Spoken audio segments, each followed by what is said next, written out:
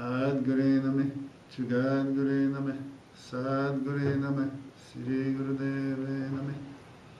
Adgure Name, Chugadgure Name, Sadgure Name, Sri Gurudeve Name. Adgure Name, Chugadgure Name, Sadgure Name, Sri Gurudeve Name.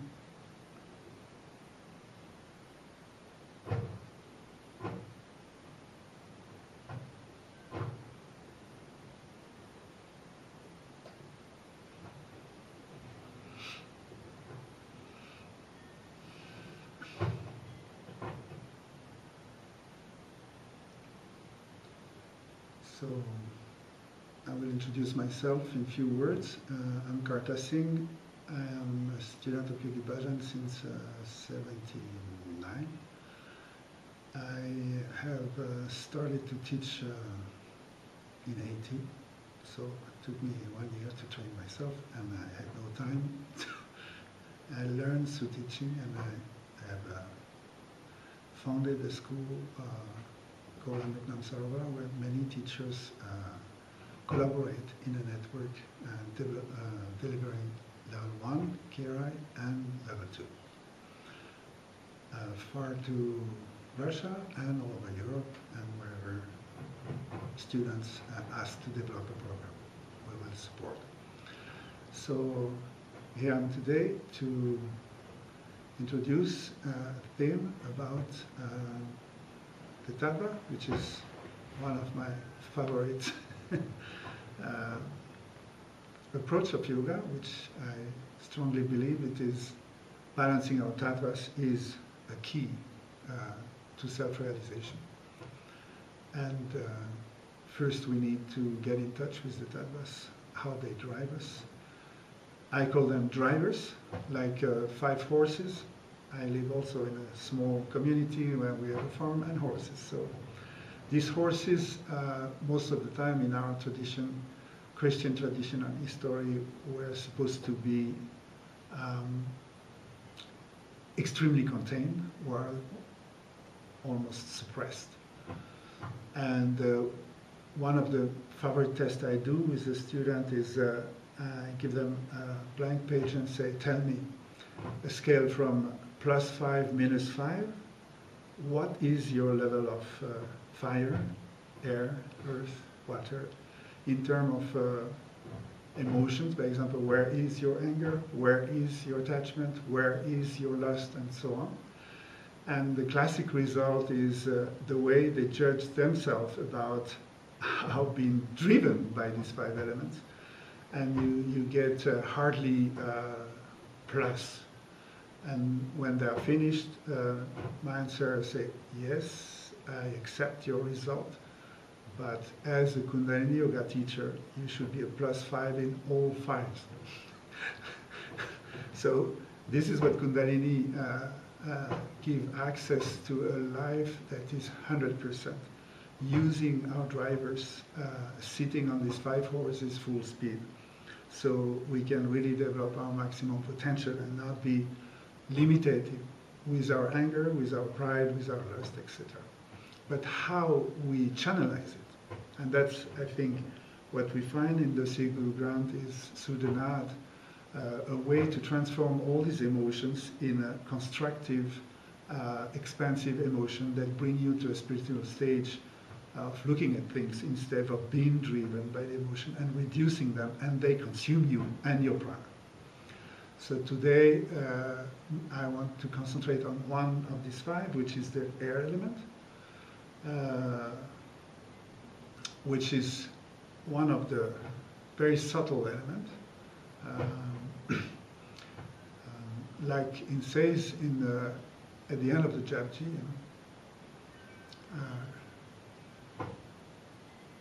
earth is the mother, water is the father, and air is the guru. So these are the three fundamental relationships we need to have. Many people have relationship to the mother, and we end up with this mother complex. Other people have a hard time with the relationship to the father because father is absent, and that's the water, always going away. Guru is everywhere, but this is the only one we cannot catch. So nobody realizes how important it is to have a relationship to the air element, because through the air is connected everybody beyond any differences. It gives us life and purpose.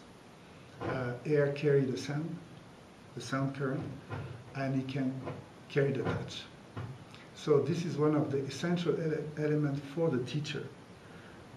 You're going to touch your students through the air element. It's not through your navel and through the power,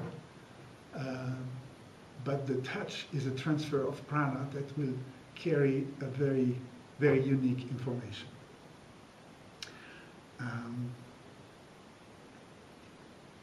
First breath, when we come to the earth,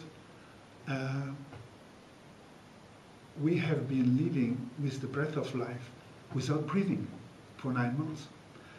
We were fed through the navel, and we have that memory that this is where we can survive, whatever comes. But the minute we had been put out of the womb and had to breathe, a terrible fear came, and we were squeezed. So the first breath is a very deep memory of how we relate to the air element. And basically, we are very shy. We scream about it. we are angry about it. We are frustrated about it, because we never have enough breath, and we never breathe out enough. So this balancing the breathing in and breathing out is a very, very fundamental practice to rehabilitate our own capacity to relate to the air element. When you can freely let your breath be, you will see that you have conquered most of your fears. So it's all locked in the pattern that has been set already from birth. So I would advise you to go through all these sets about rebirthing, to unlock your Jalandhar and open your chest and be able to let the breath from your diaphragm to just really breathe you before you can become aware of your breath. Because then the awareness on the breath is something that comes. First, we are automatic, we take it for granted. You're sleeping, you're breathing, and you think it's going to last forever. I mean, subconsciously. So the minute you put the awareness on the breath, you realize that might be my last one. And this becomes crucial and critical. Because if my last one is the next, what do I do with this one? You know, the urge is coming. So this is all has to do with the element. Are you rushing and coming out of breath? Or are you taking the time for your breath? You know, this all expression will reflect on your own life pace and how you go through life. So I think that's the first approach. Work on giving yourself birth to a new way to breathe, so you can breathe more deeply and balancing the inhale and the exhale, which nobody has. As a teacher, I will advise just watch your student in the room when they come first and observe how long they breathe out, how long they breathe in, and it will tell you a lot about their greediness, about their fear, about the level of subconscious agenda. It's all there. In one breath you can already check where your student is, so it's a good tip. I use it very often. especially when people are over-emotional or cannot deal with emotion. This is a very direct access to their stage. And you can access it and give a very good, very simple advice, very simple kriya that can change their whole life. So, because we can stay 40 days without food, solid food, we can stay 10 days without drinking, but few minutes without breathing, and you're done. So it is utmost essential to have a relationship to this breath. So, and breath is not, the air is not just conducting oxygen and prana, but there is a lot of thoughts that comes along through the feelings, through how we receive this breath and how that breath goes through the whole system of the 10 bodies and the chakra. For today, I just don't want to go in the 10 bodies effect, but I just want to stay with the chakras and the alignment with the sushumna. So when you start entering the path of rebirthing, you give birth to yourself every breath. This is the Guru's teaching, and this is the yogic practice, being aware every breath you give yourself a new chance, a new life. So through the air element and through the breath and through our rhythm, we will be able to perceive a very, very deep level of existence. When you wash yourself with a cold shower, you know what is grosser awakening.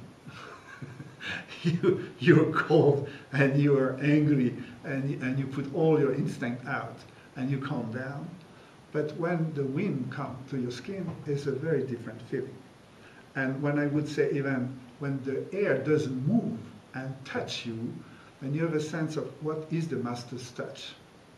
Is a touch that goes beyond your breath, beyond your skin, enter your system in a very, very, very deep level and will affect the whole being in what we call Atma, the essence. The soul is connected with the breath through the master's touch.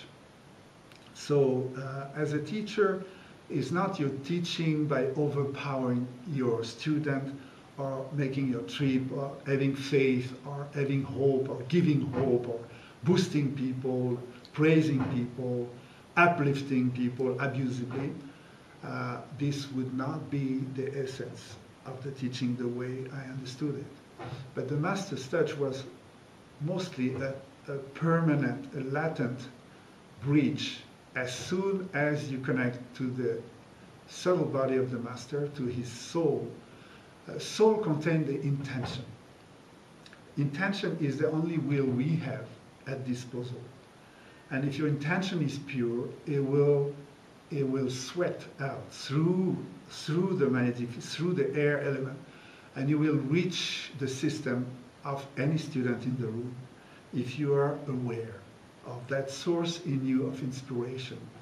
That is self-exaltation, but it doesn't ask people to be over the roof. It's a very big difference on marketing yoga and selling enthusiasm, or be the enthusiast, be the all, and transfer that information from your soul to the soul of the student. And that's where I see the air element essential as a bridge, the golden bridge between the teacher who realized that stage of self-realization, I am the breath, I am the prana, and that confirmation to the soul of the student that you are just exactly the same, nothing to worry. It's a message that doesn't go through the intellect, it shortcuts it directly and sweat out of your being through the class. And through the class, you're going to move this prana through the system, Ida Pingala, which is the basic duality of everybody. And the idea is try to reach Atma Prana. That's the channel. Atma Prana is the prana that circulates in Sushumna, in the spine, which is a result of how you combine through Ida Pingala, this prana, apana, and all the vayus. They will align themselves through the spine. That's where it's located, and that's what we call Atma Prana, is the food and the inspiration that's gonna recall your intention of incarnation that is in your soul body. So That's where Kundalini enter in the picture, and the air element will somehow be the media to transfer the information of your level of awakening to somebody who is looking for self-awakening. So the air element is absolutely the element of the teacher. Is number 5 has to do with the voice that also be transported by the air, the nad that comes to this, and the tantra is ears and mouth. It's the same level, eyes, ears, and mouth. We are in that triangle where we can reach Sushumna Atma Prana when we combine what we hear and what we see in the nervous system in this central axis. So I'm not entering the details, but many of the tantric exercises are based on eye concentration with a sound current. And when you mix these two, it will affect your nervous system in both at exactly the same time. Ida Pingala will be stimulated and produces this Atma Prana, an inspiration that boosts your soul and self true identity. Find, experience, feel the true identity is accessible through the air element. Same way, when we go to the Guru for the hukum, the word comes to you, and you can open a book wherever it is and read this book, and it will be meaningless for many, many people. But what is the difference for a hukum from the Guru that is meaningful from a hukum that is meaningless? It is the air that makes the connection with your soul. So when the soul of the Guru, of the Master, which is Sadguru, true Guru, is God becoming the Word, it comes to your system through Atma Prana, through the air element, and it becomes meaningful. And you feel it, you sense it, and you know. And that's how I understand it means self-sensory system. Is that you have a sense to sense your soul, which is a true identity. And from a true identity, you find your true identity. There is a resonance. And the media is the air element. So I think I talked enough about it. I could go for hours. But just to underline how important it is, that's so subtle. And I think Kundalini Yoga is not fitness, is not workout, it's really entering this subtle body of the pranic body and see how we can communicate from soul to soul using consciously this air element as a medium that help you to transfer the information of being enthusiastic by yourself. Being whole. The soul gives you the sense of being one again, and I think this is the access to self-healing, the ultimate self-healing. It is not a healing to work on the symptomatic and find out this is wrong, my liver is wrong, things wrong, but there is a global sense of healing that is your totality, and your totality is a soul on a journey that needs to recognize himself. And at that moment, there is no duality about yourself. And then you enter a healthy way of living. So this is how I connect working with prana and working into the healing field. So today I wanted to share with you and introduce this way a very, very simple kriya that is actually mentioned by the Guru in the scripture about the breath of 16. So a 16-stroke breath that we find in the Sudarshan Chakra Kriya, one example. But there are other ways to practice, and I just want to share with you a very, very simple for beginners, but super efficient if you are connected and you have the awareness on what you're doing actually by breathing and not just wait and breathe. So I think this is a dimension in Kundalini Yoga that every time you apply your consciousness within the Kriya becomes something completely different. It's not just practicing, doing something, it is entering a space of an experience that brings you to self-awareness. So, how to do this? Let's start by a short warm-up. We want the spine to be flexible, to be warm, and the prana to be activated in the body before you start that meditation. So we can just go hold our chin, and start moving the spine. Breathe in when you stretch your shoulder back and open your chest and free your chest.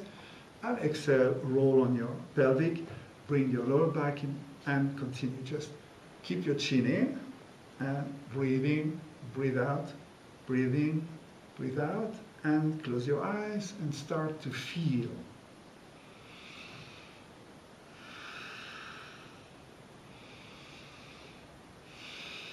If you are with your breath, it will change the sensation in the body about the effect of the breath and how it affects every single cell. Just globally feel. Don't make it complicated. You don't need to think too much. Just feel.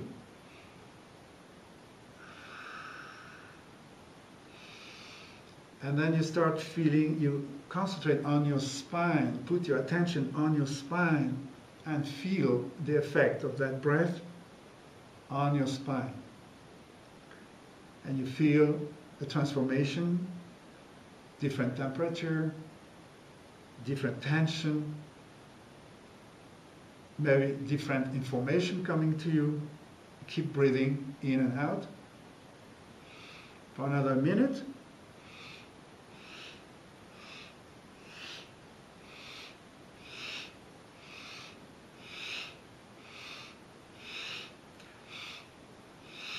Give maximum amplitude forward and backward to your spine. Curve it the best you can, front and backward.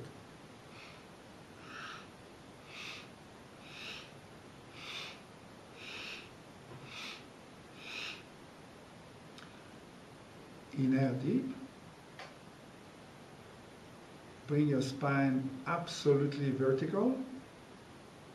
And just imagine each vertebra erected from one another and detached and going up, so your spine will in about 2 centimeters. That's how we say in France. A little longer, a little higher. Stretch it up. And holding up and breathe out. And not collapsing the vertebra, just keep your spine erected. Inhale again. Stretch a little more and detach each vertebra from one another. Feel that energy, that erect your spine, be with it. Feel it on the top of your head. Keep your body like this. You can still be relaxing your shoulder. Bring your navel in. Establish your posture as a perfect yogi. Exhale. Now you put yourself in the right posture, which is a sitting posture, with the spine erected, the chin in. You're aware, you're alert of the prana that moves through the body and especially through the spine. So now we want to increase the circulation of prana in the central channel. It's a very simple warm-up that you bring your hands in Gyan Mudra, index finger and thumbs together. You bring your elbows to the rib cage, and then you will come out of your shell. You inhale, and you squeeze, you stretch, you open, stretch your shoulder in the back, your shoulder blade come together, and you keep your spine erected. Inhale deep, open the chest, fill up your lungs, maximum, squeeze, Mula Bandha, erect your spine and lock yourself in. Now you're in control with 3 nervous system.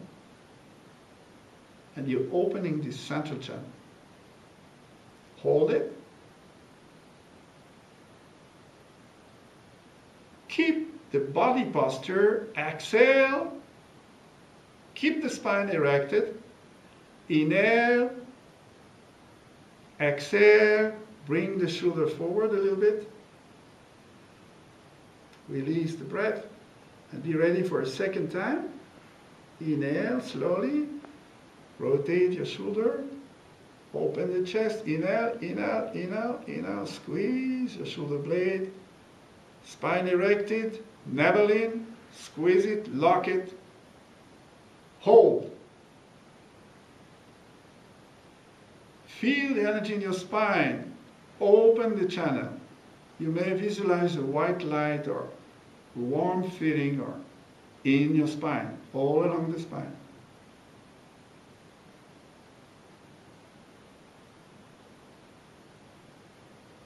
And slowly exhale, bring your shoulder back. We'll do it one more time.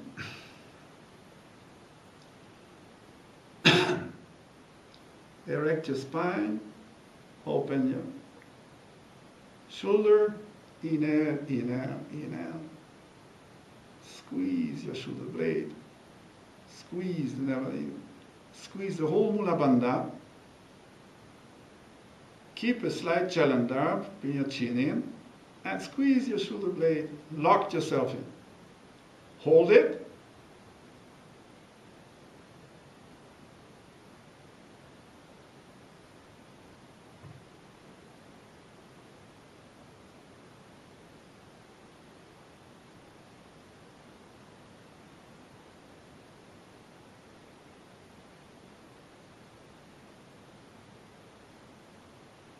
And slowly exhale.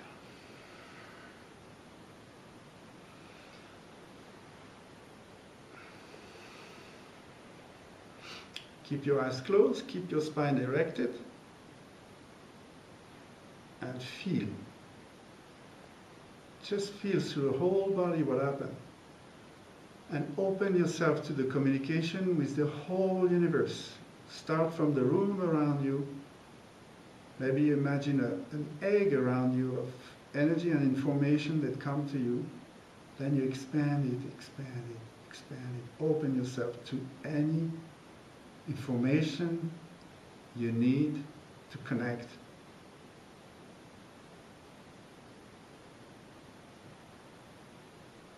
Any source of inspiration and excitement that come from the universe to you.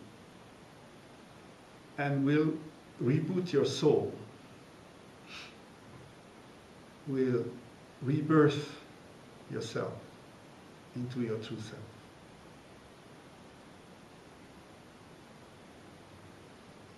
And we got be ready now to practice this Kriya that you will find in a Pranayam book about the 16-stroke breath technique.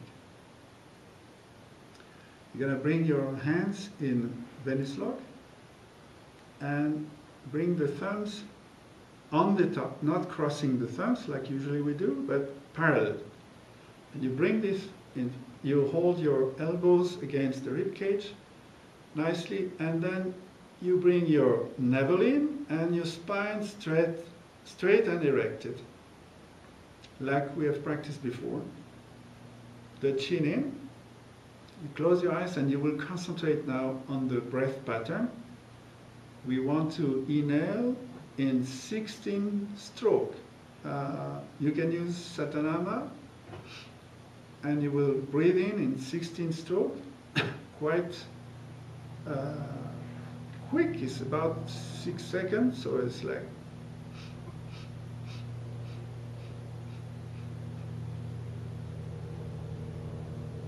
and when you reach the 16, you're ready to exhale in 16 again, immediately. So you're not holding the breath. It's going to create a sort of a wave, inhaling, exhaling, exhaling, inhaling. You have to link these two. So there is no sense of starting and ending the breath. It's a continuously breathing pattern based on 16. As much you inhale, as much you exhale. Take 16 steps that are feasible, and of course at the beginning you will have a problem because you don't know how long you can breathe, so it will be a little bit. And then when you're not busy with counting and remembering and be with the breath, you're going to start to apply that breath through the spine.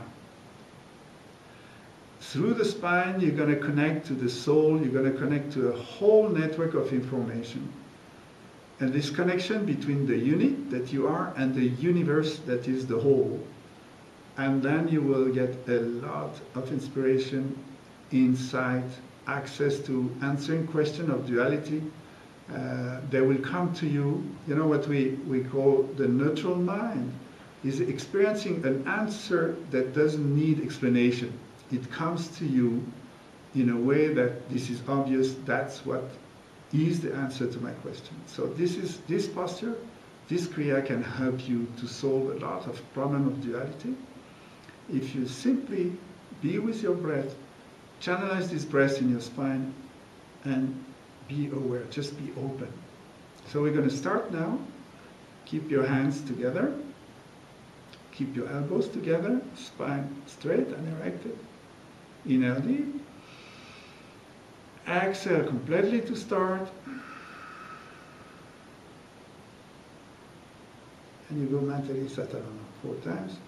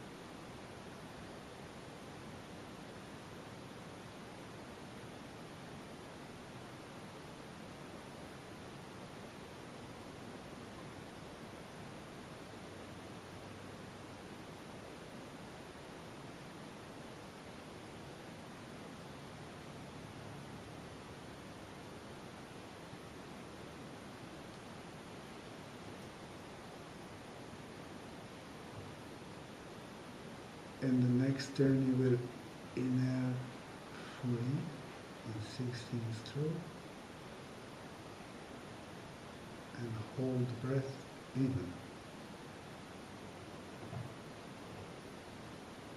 Erect your spine, lock your Mulabandha, Charla.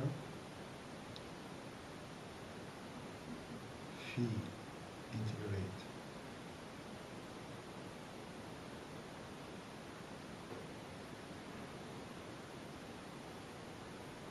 Be with the spine.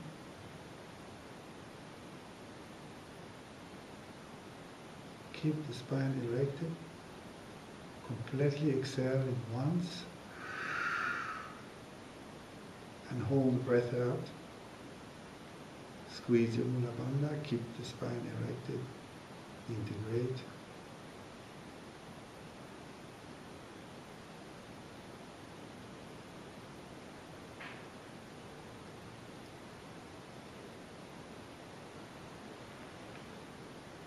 Inhale. Keep your eyes closed and for 1 minute breathe nicely. Easy breathing and just observe, feel, realize.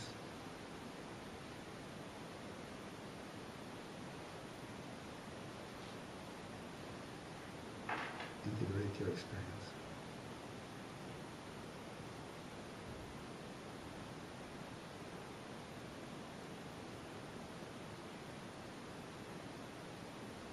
Okay, inhale deep, exhale, shake your hands, move your shoulder, relax your spine, come back. Here we are. That was the journey. So you can use this Kriya anytime you have very deep duality, big question, unresolved issues, and you want the universe to give you an insight, access another level that will not be from opportunism or from personality, but from the whole.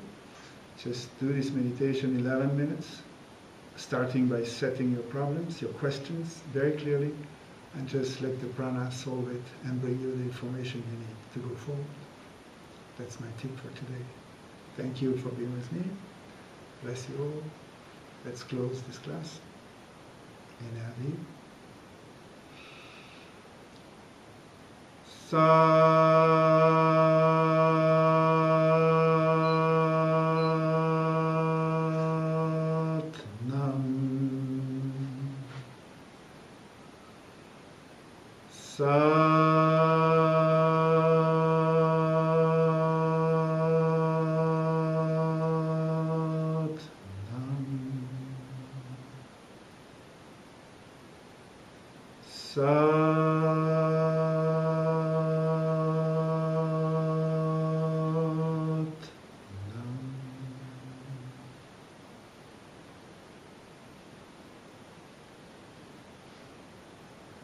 Thanks to our teacher, Brothers in Karta Yogi too, who share these techniques with us so we may benefit today and share with so many other teachers so we may uplift ourselves and have a healthy living.